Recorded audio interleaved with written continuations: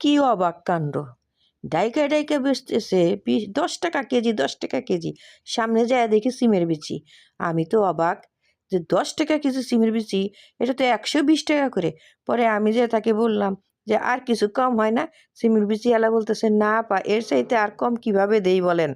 তো আমি আর দেরি না করে সিমের বিচি এলার কাছ থেকে বললাম যে, আমাকে তাড়াতাড়ি 1 কেজি দেন।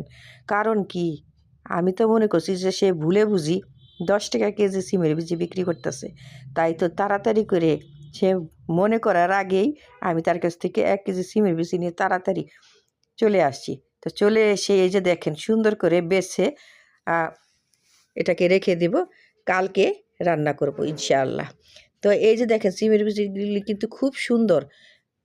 আমি তো মনে করছিলাম হয়তো বা খারাপ টারাপ হবে, এখন আইসা দেখি যে না, সিমের বিচিগুলি খুবই সুন্দর, খুবই ভালো। এবং দেখেন বাছার পরে এটার কালারটা কি সুন্দর, মাশাআল্লাহ। তো এত তাড়াতাড়ি সিমের বিচিগুলি